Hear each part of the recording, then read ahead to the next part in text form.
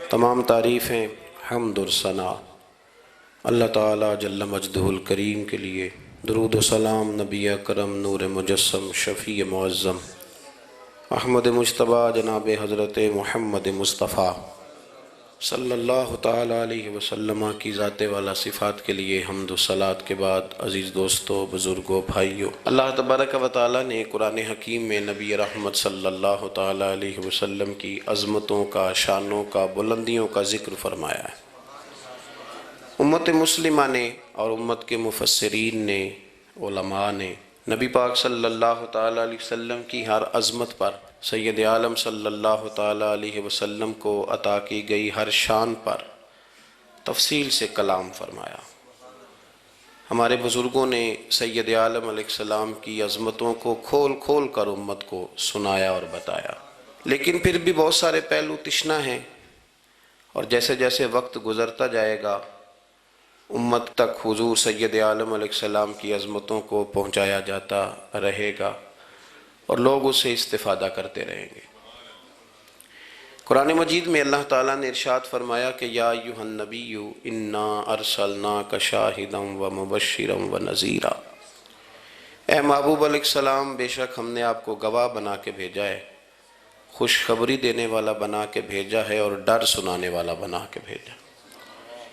پھر فرمایا وَدَاعِيًا إِلَى اللَّهِ بِإِذْنِهِ، اور ہم نے آپ کو اللہ کی طرف دعوت دینے والا بنا کے بھیجا ہے اس کے اذن کے ساتھ، وَسِرَاجًا مُنِيرًا، اور آپ کو چمکتا ہوا آفتاب بنا کے بھیجا ہے۔ دنیا کے اندر انسان میں جو چیز اسے رغبت دیتی ہے، جو اس کو عمل پر ابھارتی ہے، وہ اس کا عقیدہ اور اس کی سوچ ہوتی ہے۔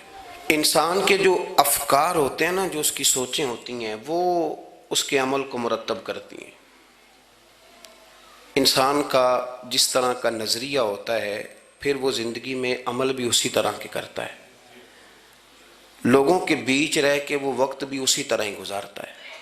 قریش مکہ اور حضور سید عالم صلی اللہ تعالیٰ علیہ وسلم سے جو پہلے کے لوگ تھے، ان کے افکار بہت ساری خرابیوں کا شکار ہو گئے تھے، فکری کمزوریاں پیدا ہو گئی تھیں، مختلف قسم کی اوہام پرستی کا وہ شکار تھے، توہمات میں الجھ گئے تھے۔ حج کا موقع آیا ہے تو اب انہوں نے قبولیت کا یہ نظریہ گھڑ لیا ہے کہ ننگے ہو کے معاذ اللہ طواف کریں گے بیت اللہ کا۔ قربانی کا موقع آیا ہے تو جانوروں کا خون دیواروں کے ساتھ لگائیں گے خانہ کعبہ کی۔ اور قرآن حکیم ہمیں یہ بھی بتلاتا ہے کہ جب حج کر کے لوٹتے ہیں تو اب دروازوں سے نہیں گزرنا، اب ہم نے کوئی اور رستے پھلانگ کے گھروں میں آنا ہے، اس لیے کہ ہم نیک ہو کے آئیں۔ تو مختلف قسم کی توہمات انہوں نے گڑھ لی تھی، اللہ تبارک و تعالیٰ کی ذات کے بارے میں بھی، انبیاء کرام علیہ السلام کے بارے میں بھی۔ قرآن مجید ہمیں کہتا ہے کہ یہودیوں نے جناب عزیر علیہ السلام کو اللہ کا بیٹا کہا، عیسائیوں نے معاذ اللہ حضرت عیسیٰ علیہ السلام کو اللہ کا بیٹا کہا۔ تو افکار کے اندر جب انسان کے بہت زیادہ خرابیاں آ جاتی ہیں، یعنی ایک آدمی کا ذہن بن گیا نا سارے لوگ چور ہی ہیں، تو پھر کسی سے دوستی کرنا، کسی کے ساتھ چلنا، وقت گزارنا اس کے لیے دشوار ہی نہیں، محال بھی ہو جاتا ہے۔ اور اگر انسان محسوس کرنے لگتا ہے نا کہ یار نہیں، ایسا نہیں ہے، یہ میرے رسول کریم کی امت ہے، اور حضور علیہ السلام نے فرمایا میری امت کبھی گمراہی پر جمع نہیں ہوگی، تو امت میں خیر ہے، ہمیں خیر کو تلاش کرنا چاہیے۔ پھر انسان آہستہ آہستہ نرم ہونے لگتا ہے، لوگوں کو گنجائش دینے لگتا ہے، اور ان کی باتوں کو، ان کی کمزوریوں پر وہ استدلال کرتا ہے کہ یہاں کمزور پڑ گئے ہوں گے، یہاں یہ مسئلہ ہو گیا ہوگا۔ وہ کسی نے کہا تھا کہ جانے کس عمر میں جائے گی یہ عادت میری، روٹھنا اس سے تو اوروں سے الجھتے پھرنا۔ کئی دفعہ یوں بھی ہوتا ہے۔ تو ہمارے ہاں افکار میں اگر حسن رہے، تازگی رہے، خوبصورتی رہے، اب بھی کچھ لوگ ایسے ہیں جو اعتدال کا رستہ چھوڑ جاتے ہیں۔ صوفیاء کی جماعت میں جب سے ملنگوں نے قدم رکھا ہے، اور بہت سارے ایسے لوگ جو کہتے ہیں کہ نہیں تمہیں نہیں پتہ بات معرفت کی ہے، تو ان لوگوں نے بھی خرابی پیدا کر دی۔ پھر اس کا نقصان یہ ہوا کہ کچھ دانشوروں نے، شعراء نے، سیاستدانوں نے معاذ اللہ یہاں تک کہنا شروع کر دیا کہ جو جس کو بھی پکارتا ہے کسی نہ کسی روپ میں اللہ کو ہی پکارتا ہے۔ افکار میلے کر دیے، بھئی اگر جس کو بھی جو پکارا جا رہا تھا تو وہ معاذ اللہ اللہ کو ہی پکارا جا رہا تھا، جس کے سامنے جو جھکتا تھا تو کوئی نہ کوئی اس کے ہاں توحید پائی ہی جاتی تھی، تو پھر اللہ کے رسول بتوں کے خلاف کیوں جہاد کرتے رہے؟ پھر لا الہ الا اللہ کا کیا معنی ہوا؟ تو ایک تو وہ طبقہ آیا، پھر ایک الحاد اور بے دینی کا رویہ کچھ لوگوں نے یہ بھی اختیار کیا کہ معاذ اللہ انہوں نے مسبب الاسباب کی بجائے لوگوں کو اسباب پر زیادہ توکل کرنے کا معاذ اللہ درس دیا۔ دعاؤں سے کام نہیں چلتا، خالی نعروں سے بات نہیں بنتی۔ اس کو یہاں تک لے گئے کہ اگر آج انہیں حضور کا کوئی معجزہ بتایا جائے، کسی کرامت کی بات کی جائے، اللہ تبارک و تعالیٰ کی طرف سے عطا کردہ کسی انہونی ایسی بات میں جس میں خالصتاً قدرت الہی کا دخل ہو، تو ان لوگوں کے لیے ماننا مشکل ہو جاتا ہے، کیونکہ انہوں نے زور ہی اس بات پہ دے دیا ہے۔ تو ان سارے رویوں کے اندر ہمیں پھر پلٹ کر انہی تعلیمات کی طرف توجہ کرنی ہوگی جو مدینے والے محبوب نے ہمیں عطا فرمائی، جو حضور نے عقائد اور نظریات کا حسن ہمیں عطا فرمایا۔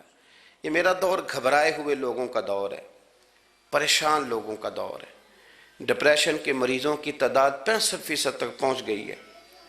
اس قدر زیادہ لوگ ڈرے ہوئے، پتہ نہیں کیا ہوگا۔ جو غریب ہو گیا وہ جانتا ہے شاید کبھی بھی میرا ہاتھ نہیں پڑے گا، جو بیمار ہو گیا وہ سمجھتا ہے کہ شاید کبھی تندرست نہیں ہوگا۔ تو کمزوری آ گئی اور تیزی کے ساتھ آئی۔ ٹی وی پہ بیٹھے لوگوں نے بھی کمزور کیا۔ پھر ایک تعویذ دھاگے والے تھے، انہوں نے بھی کہہ دیا تینوں کسی نے کچھ کیتا ہے۔ او بھئی کنے کیتا ہے؟ کہندا ہے مینوں حکم ہی نہیں، مینوں تے شرارت دا حکم سی، وہ میں کر چھڑی، تینوں کسی نے کچھ ہے۔ اب تو سوچتا رہ، جتنے تیرے دشمن ہیں تو ان کی لسٹ بنا لے۔ تو شرارتیں ہوئیں، لوگ کمزور ہوئے، افکار کے اندر کمزوری آئی۔ رسول کریم صلی اللہ علیہ وسلم لوگوں کو طاقتور کرتے، توکل کا درس دیتے، توحید باری تعالیٰ کے ستھرے جذبے حضور اپنے غلاموں کو عطا فرماتے، ان کی فکری حضور تربیت فرماتے، فکری۔ اللہ کے رسول صلی اللہ علیہ وسلم غار ثور میں موجود ہیں، ساتھ سیدنا صدیق اکبر رضی اللہ تعالیٰ عنہ۔ کفار جو گرفتار کرنے والے تھے، پیچھے لگے ہوئے تھے، وہ غار ثور کے دروازے تک آ گئے۔ جس طرح ڈاکٹر بول دیتا ہے، وہ کہہ دیتا ہے کہ اب جناب مشکل ہے، اگلے ہفتے آپ چلے جائیں گے، تو وہ جو کمزور لوگ ہیں انہوں نے اگلے ہفتے کیا جانا ہوتا ہے، وہ جب ڈاکٹر بتاتا ہے اسی وقت ہی فوت ہو جاتے ہیں۔ وہ کہتے ہیں اگلا ہفتہ تو لیٹ ہے، اسی وقت ہی سمیٹ لیتے ہیں سامان سفر۔ اور کچھ لوگ ایسے تھے، ڈاکٹر نے کہا کہ جناب آپ کی رپورٹس بتاتی ہیں کہ آپ بہت جلدی چلے جائیں گے، تو انہوں نے کہا جناب آپ جو کہہ رہے ہیں اپنے علم کے مطابق کہہ رہے ہیں، پر ہونا تو وہ ہے جو میرا رب کریم چاہے گا۔ یہ وہ جذبات ہیں جو ہمیں رسول کریم علیہ السلام نے عطا فرمائے۔ دیکھو حضرت ابوبکر صدیق رضی اللہ تعالیٰ عنہ کے ساتھ حضور غار ثور میں موجود ہے۔ کفار جو گرفتار کرنے والے ہیں وہ دروازے تک آ گئے، بالکل دروازے تک۔ جناب صدیق اکبر رضی اللہ تعالیٰ عنہ ان کو دیکھ کر تھوڑا سا گھبرائے، اپنے لیے نہیں، ذات مصطفیٰ کے لیے گھبرائے، کہیں حضور کو کوئی تکلیف نہ پہنچ جائے، تھوڑا گھبرائے۔ یا رسول اللہ وہ تو قریب آ گئے، اور اگر انہوں نے پیروں کی جانب جھک کر دیکھا تو ہمیں دیکھ لیں گے۔ بالکل سرانے پہنچ گئے، یہ آ گئے، کھڑے ہو گئے، اور درمیان میں پردہ کیا ہے؟ مکڑی کا جالا، اور مکڑی کا جالا پھونک سے بھی اڑ جاتا ہے، تو مکڑی کا جالا بیچ میں۔ حضور وہ تو پہنچ گئے، ذرا جھک کر کے دیکھیں گے تو وہ تو ہمیں پکڑ لیں گے۔ اب یہ وقت تربیت ہے، اور وہ تربیت جو محبوب نے اپنے اس عظیم صحابی کی فرمائی، اس تربیت کو میرے رب کریم نے قرآن مجید میں بیان فرمایا۔ حضور فرماتے ہیں، رب فرماتا ہے کہ فرمایا محبوب نے، فرمایا لا تحزن، ابو بکر گھبرانا۔ یہ ایک موقع ہوتا ہے جب انسان کو گھیر لیتی ہیں مشکلات چاروں جانب سے، اور جو بھی آتا ہے وہ اسے مایوس ہی کرتا ہے، لیکن حالات کے سہمے ہوئے لوگوں کو بتا دو حالات بدل جاتے ہیں، ایک جیسے نہیں رہتے۔ کہا لا تحزن، ابو بکر گھبرانا، کیوں؟ ہماری فوجیں آ کے انہیں پکڑ لیں گی، یا اندر ہمارے پاس کوئی ایسا اسلحہ موجود ہے کہ ہم ان پر چھوڑ دیں گے تو یہ مر جائیں گے۔ لا تحزن، ابو بکر گھبرائیے مت۔ کیوں نہ گھبرائیے؟ اس لیے کہ ان اللہ معنا، بے شک اللہ ہمارے ساتھ ہے۔ جن کے ساتھ رب ہو انہیں گھبرانا نہیں چاہیے. انہیں گھبرانا، یہ جو مصلے کی قوت ہوتی ہے، یہ دعا کی طاقت ہوتی ہے، دعا صلاح المومن، یہ جو قوت ہوتی ہے انسان کے پاس، یہ جو اس کے پاس ہتھیار ہوتا ہے کہ آج رات منا لوں گا میرا رب کرم فرما دے گا، یہ جو اس کے پاس قوت ہوتی ہے یہ اسے کمزور نہیں پڑنے دیتی، اسے طاقتور رکھتی. تو حضور نے افکار کے اندر یہ حسن پیدا کیا، لوگوں کو بتلایا کہ بجائے اس کے کہ تم کوئی چور رستہ تلاش کرو، کوئی سیاست کرنے کی کوشش کرو، تم کوئی ایسی راہ اختیار کرو جو تمہیں محسوس ہو کہ درست نہیں ہے، اس رستے نہ چلو، بلکہ تم اپنے رب کو منانے والے رستے پہ چلو. اور ترمذی شریف میں حدیث ہے، حضرت انس بن مالک رضی اللہ تعالیٰ عنہ فرمانے لگے کہ کریم محبوب علیہ السلام فرماتے ہیں کہ اپنے دکھڑے دنیا داروں کو نہ بتانا، سیٹھوں، نوابوں، چودھریوں، چاپلوسی کرنے کی ضرورت کوئی نہیں. اپنے دکھڑے دنیا داروں کو نہ بتانا ورنہ اللہ تمہیں کبھی غنی نہیں فرمائے گا. فرمایا اپنے دکھ اپنے رب کریم کی بارگاہ میں عرض کرنا، جلدی یا دیر سے اللہ تمہیں لوگوں سے بے نیاز کر دے گا. تربیت فرمائی. ہم لوگوں نے تیزی سے اپنے آپ کو کمزور کیا ہے، توجہ کا مرکز دنیا دار. وہ اکبر الہآبادی نے کہا تھا کہ مصیبت میں بھی اب یاد خدا ہم کو نہیں آتی، دعا منہ سے نہ نکلی جیبوں سے عرضیاں نکلی. اب بھی نہ لوگ درخواستیں جمع کراتے ہیں، دعائیں نہیں کرتے. تو بھائی ایک تو یہ کہ توحید باری تعالیٰ کے بارے میں اصل نظریات، افکار کا حسن، پاکیزگی، اور آپ کا اپنے رب کی جانب پورا توجہ کرنا. ہمارے ہاں اب تو خیر کرامتیں فیس بک پہ آتی ہیں اور لوگ اس کا سوال بھی بڑا تگڑا کر کے کرتے ہیں. اور جو بچے چھوٹے موٹے ہماری طرح طالب علم ہوتے ہیں، کچھ کتابیں پڑھنے والے دین کے، وہ کئی دفعہ الجھ جاتے ہیں کہ اب اس کو ٹیلی کیسے کریں، ساتھ کیسے جوڑیں. ایسی کرامتیں اور کرامت بیان کرنا بھی لوگوں نے ذمہ داری سمجھ لیا ہے، حالانکہ جڑے محرم راز حقیقت دے وہ تے راز حقیقت کھول دے ہی نہیں. اے جنہ ویکھیا نہیں وہ کرن گلاں، جنہ ویکھ لیا وہ تے بول دے ہی نہیں، تو بات ہی نہیں کرتے. تو کرامت نا جوڑ جاڑ کے نا کہیں فٹ کی جاتی ہے. آپ کو بخاری مسلم میں حدیث ملے گی، کوئی بھی ایسی اوہام پرستی، کوئی بھی ایسا نظریہ، کوئی بھی ایسی بات جو ذہن کو منتشر کرے، یعنی ابھی تک لوگ کہہ دیتے ہیں ہمارے کہ وہ کالی بلی رستہ کاٹ گئی تھی، تو معاملہ بڑا. میں ملتان شریف پہنچا تو مجھے وہاں ایک میرے سنگی کہنے لگے، بڑا پرانا ان سے ربط ہے، کہنے لگے کہ میں نے آج نہ تجربہ کیا ہے، ویسے واقعی کالی بلی رستہ کاٹی ہے تو مشکل ہو گئی ہے.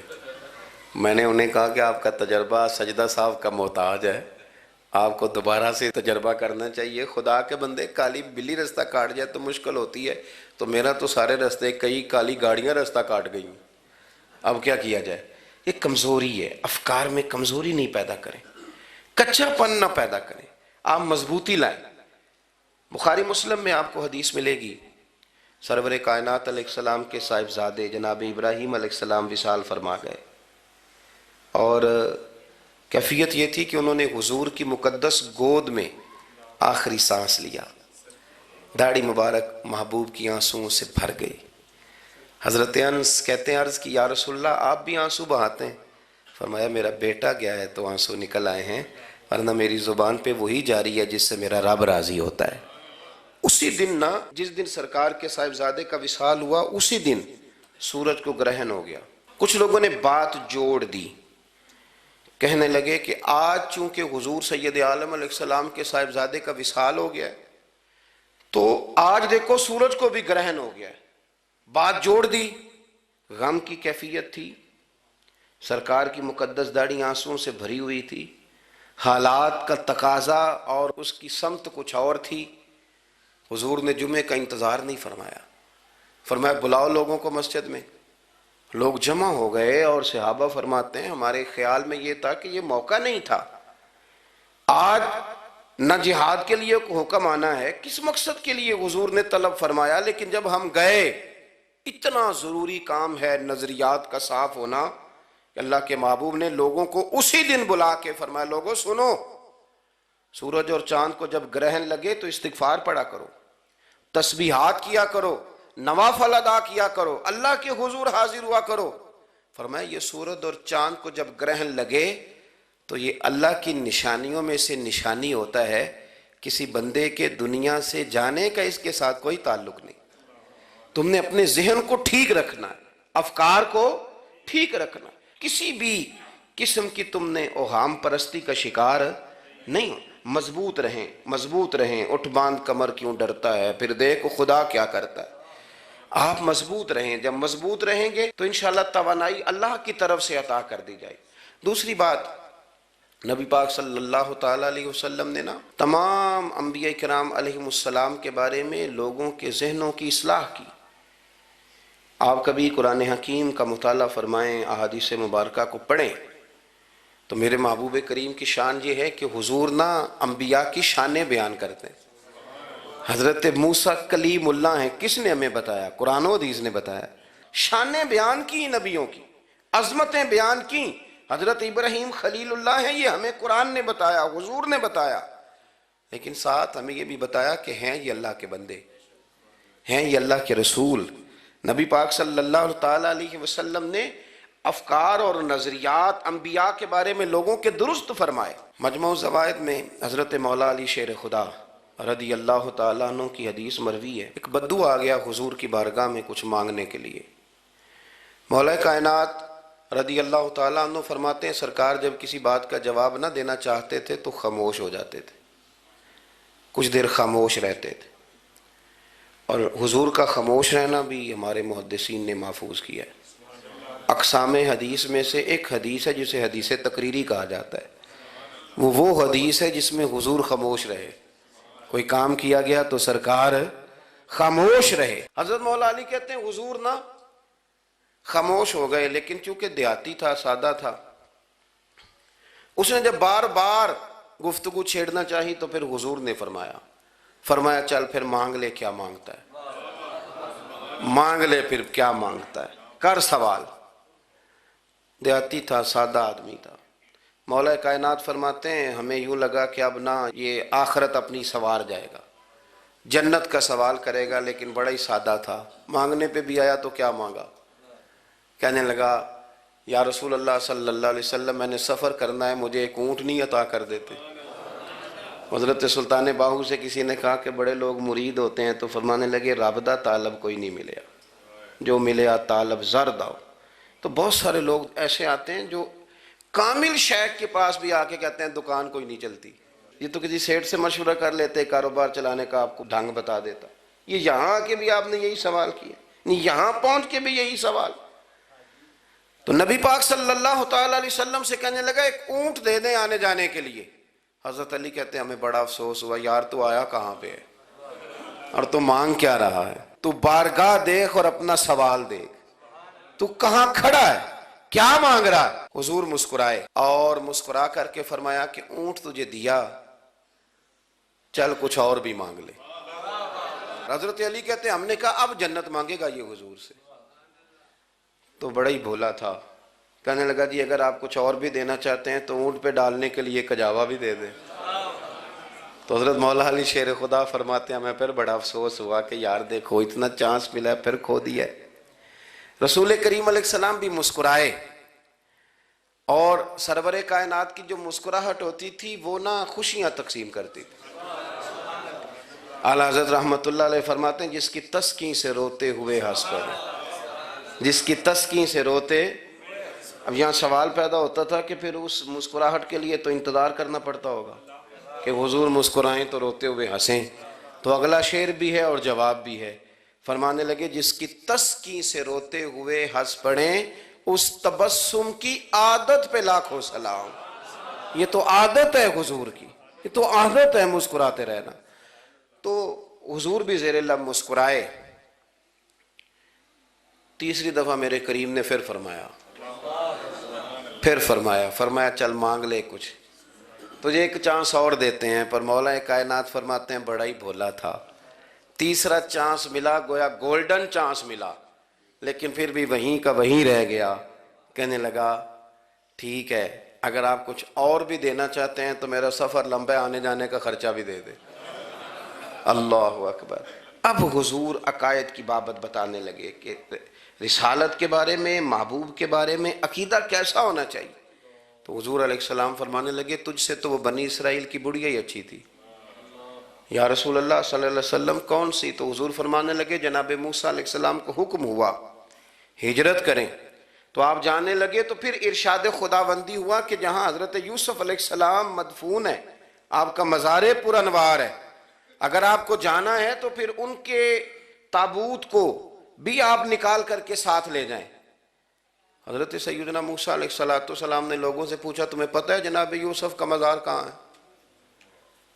کسی کو نہیں پتا. ایک بوڑھی اماں ہے ضعیف العمر، اس کو خبر ہے. حضرت موسیٰ علیہ السلام نے اس سے کہا اماں تو بتائے گی کہ حضرت یوسف کا مزار کہاں ہے؟ تو کہنے لگی بتاؤں گی پر مفت نہیں بتاؤں گی.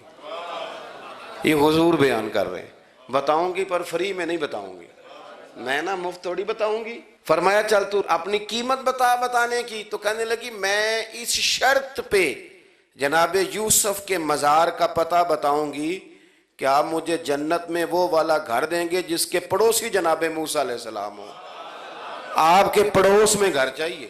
تجھ سے تجھی کو مانگ کے میں نے مانگ لی ساری کائنات. وہ والا مکان چاہیے جس کے پڑوسی آپ ہوں. تو حضرت موسیٰ کلیم فرمانے لگے اماں چل جنت مانگ، تو نبیوں کے قریب مکان مانگ رہی ہے، وہ تو بڑا اونچا درجہ ہوگا، تو بڑی دور پہنچ گئی، اتنی بڑی سوسائٹی میں پلاٹ مانگ لیا، وہاں پہنچ گئی. تو بوڑھی کہنے لگی ٹھیک ہے پھر اگر یہ معاملہ ہے تو پھر ختم ہو گئی بات. اگر آپ نہیں بتاتے تو جائے میں بھی نہیں پتہ بتاتی. یا وہ اڑ گئی، ٹھہر گئی. اور اڑی بھی کس طرح؟ یہ بھی میرے اللہ کی توفیق. میری طلب بھی تو تیرے کرم کا صدقہ ہے، میری طلب بھی تو تیرے کرم کا صدقہ ہے. یہ پاؤں اٹھتے نہیں بلکہ یہ اٹھائے جاتے ہیں. تو وہ کہنے لگی میں نہیں پھر بتاتی، آپ کسی اور سے پوچھ لیں. جناب موسیٰ خاموش ہوئے تو ارشاد خداوندی ہوا کلیم اپنے پڑوس میں مکان دینے کا وعدہ آپ کر لیں اور مکان انہیں میں عطا کر دوں گا. تو حضور سید عالم صلی اللہ تعالی علیہ وسلم نے اس بدو کی موجودگی میں تربیت فرمائی صحابہ کی. یہ چیزیں بھی حضور نے عطا فرمائی. لیکن جب تمہیں کہا جائے مانگو تو پھر یہ کریم رسول کا دروازہ ہے. مانگیں گے مانگے جائیں گے اور منہ مانگی پائیں گے. سرکار میں نہ لا ہے نہ حاجت اگر کی. تو افکار کا حسن، نظریات کی پاکیزگی. ہمارے ہاں نا آج کل جو ہمیں لیکچر دیے جاتے ہیں نا، بالخصوص جو طلباء سائنس پڑھتے ہیں تو وہ جب سوالات اٹھاتے ہیں تو اس میں کچھ ایسی چیزیں بھی آتی ہیں. یہ ابھی کورونا کے حالات جب پچھلے دنوں چل رہے تھے تو اس وقت دو تین قسم کے لوگ ہوئے. ایک تو وہ ہوتے ہیں جو بالکل ہی ڈرتے، کہتے ہیں چھوڑو جو ہوگا دیکھا جائے گا. اور ایک وہ ہوتے ہیں جو اتنا ڈرتے ہیں کہ بیچارے اپنے سائے سے بھی ڈرنے لگ جاتے ہیں. تو یہ دونوں باتیں جو ہیں یہ درست نہیں ہیں. درست کیا ہے کہ آپ احتیاط بھی کریں گے پر بھروسہ اپنے رب کریم کی ذات پر کریں گے، بھروسہ اللہ پر. تو لوگوں کو ڈرایا جاتا ہے اور جو خوف پھیلایا جاتا ہے ہمارے ہاں وہ بڑا عجیب قسم کا انداز ہے. قبر کو کھڑکی کوئی نہیں ہوتی، دروازہ کوئی نہیں ہوتا، آکسیجن کیسے جائے گی. یا آپ کبھی ٹویٹر پر مختلف بڑے لوگوں کے پیغامات دیکھیں تو موت کے بارے میں جب وہ چیزیں شیئر کرتے ہیں تو عجیب سا رنگ اس کا محسوس ہوتا ہے کہ اللہ جانے یہ بیچارہ کہاں کھڑا ہو گیا ہے. اور خوف، اور لوگ اس کا ذہن بنا کے ڈرتے ہیں. ڈرنا چاہیے، ضرور ڈرنا چاہیے، لیکن ایک بات یاد رکھیں، حضرت مولا علی فرمایا کرتے تھے کہ ڈرنا تو اپنے اعمال سے چاہیے اور ان کو درست کرنا چاہیے. ڈرنا تو اس چیز سے چاہیے کہ کیا ہم نے وہ رستہ اختیار کیا ہے جو قبر کو بالکل تنگ کر دے گا، جو جہنم کے گڑھوں میں سے گڑھا بنا دے گا. اگر وہ رستہ ہے اور اس پر آپ چلے ہوئے ہیں، آپ سخت ہو گئے ہیں، آپ نے سوچنا چھوڑ دیا ہے، آپ نے حقوق العباد کے معاملے کو ترک کر دیا ہے، آپ اپنی طبیعت کے لحاظ سے لوگوں کو ستانا مشغلہ بنا بیٹھے، آپ حلال حرام کی تمیز چھوڑ گئے، نگاہوں کی صفائی سے لے کر رزق حلال کو پیٹ میں لے جانے تک اگر غیر محتاط ہو گئے تو پھر تو خوف کھائیں. لیکن یہاں ان نظریات کی بابت جو حضور نے ہماری تربیت فرمائی، تو حضور نے ہمیں یہ نہیں فرمایا کہ میرا مومن ہو تو تم اسے کھڈے میں چھوڑ آؤ گے، ہو زندگی تقوی اور محتاط رہ کر گزارنے والا اور تم اسے کھڈے میں چھوڑ آؤ. یہ نہیں ہے، بلکہ فرمایا جو میرے مومن کی قبر ہوتی ہے روضۃ من ریاض الجنہ، وہ تم اسے نا کھڈے میں نہیں چھوڑ کے آئے، باغ میں چھوڑ کے آئے ہو۔ آپ باغ کا تصور کریں پھر قبر کو سوچیں، نہیں باغ میں چھوڑ کے، اور باغ بھی معمولی نہیں، جنت کے باغوں میں سے باغ، جنت کی کیاریوں میں سے روضۃ من ریاض الجنہ۔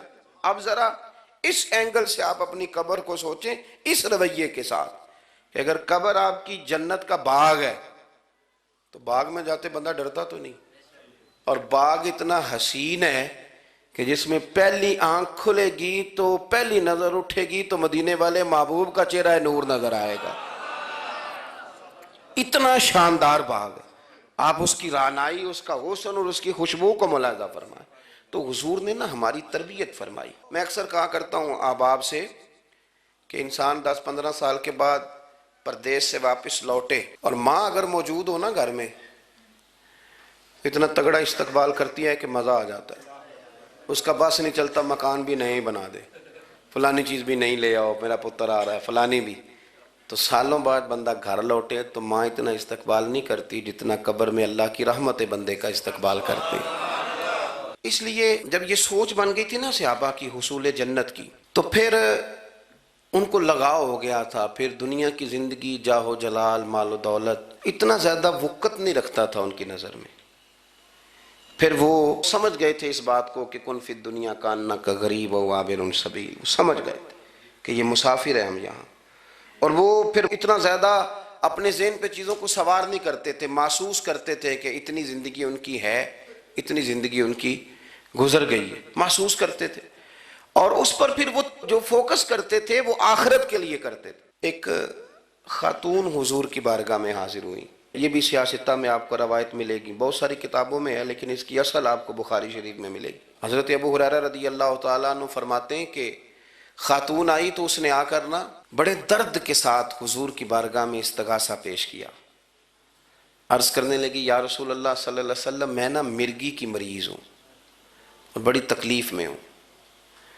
یہ جو مرگی کا مرض ہوتا ہے یہ اعصابی بھی ہے، جسمانی بھی ہے، ذہن کو کنٹرول کرتا ہے، اور انسان جسمانی طور پر بھی بالکل اس وقت جب دورہ ہوتا ہے مفلوج ہو جاتا ہے، ذہنی طور پر بھی خوشی غمی آنا جانا دشوار ہو جاتا ہے انسان کے لیے۔ تو وہ خاتون عرض کرتی ہے یا رسول اللہ صلی اللہ علیہ وسلم، مجھے مرگی ہے، کریم آپ دعا فرمائیں رب مجھے شفا عطا کر دے۔ حضور دعا فرما دیا کرتے، اللہ تعالیٰ نے میرے محبوب کے وجود کو ہی شفا بنایا تھا، لعاب دہن مولا علی کی آنکھوں پہ لگائیں تو رب کریم فوراً شفا عطا فرمائے۔ لیکن حضور نا تربیت جب کرتے نا، تربیت لوگوں کے بیچ، تو پھر نظریات کو، عقائد کو، افکار کو حضور غسل دیتے، وضو کراتے۔ یہاں بھی سرکار نے صحابہ کے بیچ اس خاتون سے گفتگو فرمائی، اور حضور فرمانے لگے اگر تو کہے تو میں دعا کرتا ہوں رب تجھے شفا دے دے گا۔ حضور فرمانے لگے اگر تو کہے میں دعا کرتا ہوں اللہ شفا دے گا، اور فرمایا اگر تو کرے صبر تو میرا وعدہ ہے رب بغیر حساب کتاب جنت عطا کرے گا۔ اب یہ سوچ ہے، یعنی ہمیں جب چانس ملتا ہے دنیا اور آخرت میں چیزوں کو عکس کرنے کا تو آپ نظر دوڑا لیں دائیں بائیں کہ لوگوں نے توجہات کہاں اپنی مرکوز کی ہوئی۔ حضور نے فرمایا اگر تو کہے تو رب کریم ہے، وہ شفا دے گا، میں دعا کروں گا، اور اگر تو صبر کرے، مانا کیا کہ اگر تو مرگی کے ساتھ ہی گزارا کرے، اس کے ساتھ ہی وقت بتائے تو پھر رب تجھے جنت دے گا۔ یہ سمجھ لیں بات، اس پر غور کریں۔ وہ جو بیماری کو رحمت کہا گیا تو یہاں اس کا عملی مظاہرہ ہونے جا رہا ہے۔ حضور فرمانے لگے گر تو صبر کرے تو رب جنت دے گا۔ صحابہ کہتے ہیں اس بوڑھی نے 1 منٹ نہیں لگایا سوچنے کے لیے، فوراً عرض کرنے لگی، گویا عرض کرتی ہے حضور تھوڑی سی تو زندگی ہے، میں مرگی کے ساتھ ہی گزارا کر لوں گی، آپ دعا کریں رب مجھے جنت عطا کر دے، ہاں میرے لیے جنت کی دعا کر دیں۔ تو صحابہ فرماتے ہیں حضور نے دعا کر دی، گویا وعدہ ہو گیا جنت کا۔ وہ عرض کرتی ہے یا رسول اللہ صلی اللہ علیہ وسلم، جب مرگی ہوتی ہے تو میرے وجود سے کپڑا ہٹ جاتا ہے، ستر کا مسئلہ بنتا ہے، اس کے لیے آپ ضرور اللہ کے حضور عرض کریں۔ تو سرکار نے دعا کر دی۔ صحابہ فرماتے ہیں کہ وہ دیر تک موجود رہیں، دیر تک، حضرت عثمان غنی کے زمانہ مبارکہ تھا، وہ بوڑھی موجود رہیں۔ جب بھی انہیں مرگی ہوتی تھی کپڑا اپنی جگہ پہ موجود رہتا تھا، اور جب ہم سے کوئی کسی جنتی کو دیکھنے کا سوال کرتا تھا تو ہم کہتے تھے اس بوڑھی کو دیکھ لو، اسے دنیا میں ہی حضور نے جنت کی بشارت عطا فرمائی۔ تو جو سمجھنے کی بات ہے وہ یہ ہے، توحید، رسالت، قبر، حشر، اس کے بارے میں اپنے نظریات کو صاف ستھرا رکھیں۔ وقت تیزی سے بیت رہا ہے، وقت جو اپنی اس کی سپیڈ ہے اس کے ساتھ وہ گزر رہا، قریب ہوتے جا رہے ہیں لوگ قبر کے، آخرت کے۔ کرنے کا کام یہ ہے کہ ہمارے نظریات وہ ہوں جو ہمیں رسول کریم نے عطا فرمائے۔ حضرت فاروق اعظم رضی اللہ تعالیٰ عنہ جیسے دلیر آدمی حضور کے مقدس وجود پر موٹے بان کی چارپائی کے نشان دے کے جب روئے ہیں تو حضور نے وہاں بھی تربیت فرمائی ہے۔ فرمایا عمر کیا تم پسند نہیں کرتے کہ اللہ آخرت کی ساری شانیں ہمیں ہی عطا کرے، اور دنیا میں ہم تھوڑی سی مشکل دیکھ لیں تو ان چیزوں کو ہم نے سمجھنا ہے۔ یہ چیزیں ہمیں جینے میں آسانی پیدا کریں گی، ہمارے لیے مددگار ثابت ہوں گی، ہمارے افکار کو یہ تازہ رکھیں گے۔ پھر بہت زیادہ الجھاؤ، بہت زیادہ پریشان ہونا، بہت زیادہ ڈپریشن کا شکار ہونا، بہت زیادہ ہمارا دنیاوی معاملات کے اندر تفکر کرنا، یہ ہمیں کمزور نہیں کرے گا بلکہ ہم توانا رہیں گے۔ اللہ کے حضور دعا ہے مالک کریم کہی ہوئی باتوں کو قبولیت کا درجہ عطا فرمائے۔ دوران گفتگو جام بھول گئے، اللہ ہمارے ساتھ درگزر والا معاملہ فرمائے۔ آخر دعوانا